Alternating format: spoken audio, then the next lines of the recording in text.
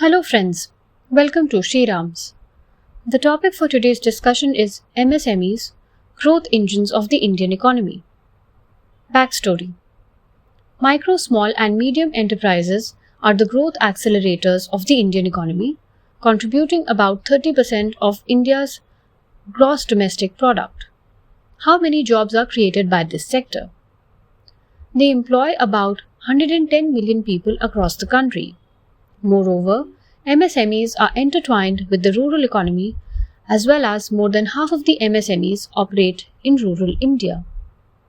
How much do they contribute to exports? In terms of exports, they are an integral part of the supply chain and contribute about 40% of the overall exports. What are the financial factors affecting the growth of MSMEs?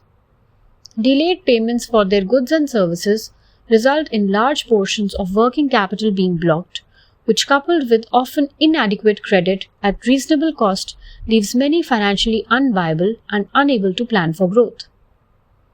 How much outstanding payments is to be made by buyers to MSMEs? As per the recent report, Unlocking Credit for India's Job Creators, brought out by the Global Alliance of Mass Entrepreneurship, the total outstanding payments to be made by buyers to registered MSMEs in India could be about 15 trillion rupees. The average payment period ranges between 3 and 6 months and is inversely proportional to the size of the enterprise. What schemes were announced under the Atmanirbhar Bharat scheme for MSMEs? First, the criteria for classifying MSME has been revised. Under this revised criteria, the combined factors of investment in plant and machinery and turnover are required to be considered to determine whether a business should be classified as a micro, small, or medium enterprise. What is the new classification?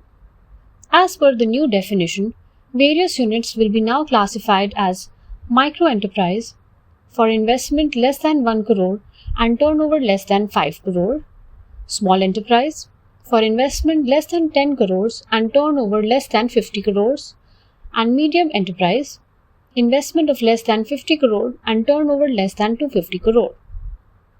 What is Udyam registration? With effect from 1st July 2020, all existing MSMEs and the new MSMEs are required to obtain Udyam registration, which is a simple online registration based on self-certification. Aadhaar number is mandatory for obtaining Udyam registration application. What are the benefits of Udyam registration? One of the key benefits of registration as an MSME unit is that in case of micro and small enterprises, a payment for invoices is assured within 45 days under the MSME Act.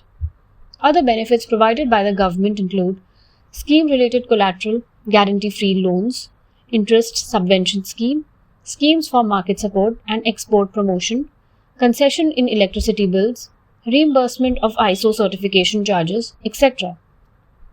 What steps have been taken to improve access to credit? With an intent to address this issue, government has announced an emergency credit line to business and MSMEs, wherein loans up to 3 trillion are proposed to be sanctioned by banks and financial institutions. Under this scheme, 20% of the outstanding loan will be guaranteed by the government and bank will be able to lend without additional guarantees. Additionally, the subordinate debt scheme, which seeks to extend support to promoters by providing a debt facility of up to 15% of promoter contribution or 75 lakh, whichever is lower. The government has also announced a funds of funds scheme with a corpus of rupees 10,000 crore for providing financial relief and funding to MSMEs with growth potential and viability. What is the TREDS initiative? The Trade Receivables Discounting System was initiated by the Reserve Bank of India, is a unified platform for sellers, buyers, and financiers to facilitate the financing of trade receivables of MSMEs from corporate and other buyers, including government departments and public sector undertakings. What is the benefit of it? TREDS provides easy access to funds at market-discovered rates of interest.